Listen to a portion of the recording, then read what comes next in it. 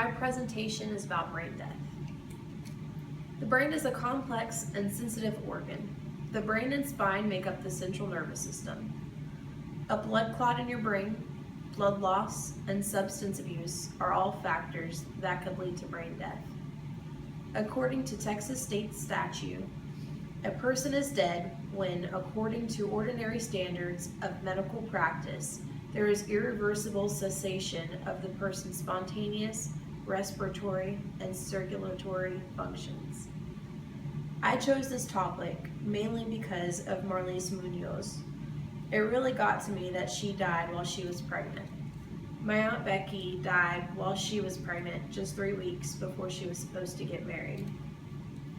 It's strange to me that Munoz's family chose to take her off of life support because I know Becky's parents and fiance would have saved the child if they could.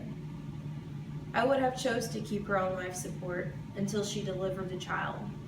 Then I would have taken her off of life support and donated any viable organs. I do understand that in this situation, her family was concerned about the child's welfare because the mother was unconscious for an hour. But the hospital insisting on saving the child's life leads me to believe the baby had a fair chance at life.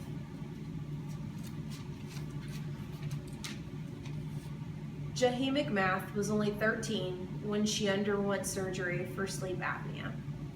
During surgery, she lost too much blood. This caused her to become brain dead. The hospital felt it would be best to take her off of the machines, but her parents fought to keep her on the ventilator and nasogastric tube because they still believed she would recover. In her case, I would have had 2 or 3 different doctors' opinions, and if they all agreed there was no hope for recovery, I would have taken her off of the machines and donated any viable organs. Karen Quinlan of New Jersey had a problem with drugs and alcohol. One night, her addiction got the best of her and caused her to become brain dead. After a while, her parents decided it would be best to let her die with grace and dignity. The hospital refused the parents' wishes. Her parents requested through the court to have her ventilator removed because they believed it was causing her pain. The Supreme Court approved, so the ventilator was removed, but the feeding tube was kept in place.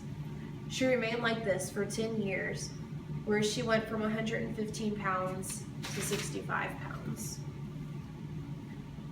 I learned that no 2 cases of brain death are the same. Each patient's family has different circumstances and different wishes.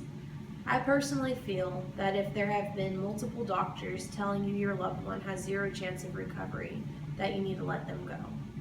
It is too cruel a fate to lie in one place, wither away to nothing, and be overwhelmed with bed sores. I feel that if I'm going to lose a loved one, I would want to save as many lives as possible by donating any viable organ.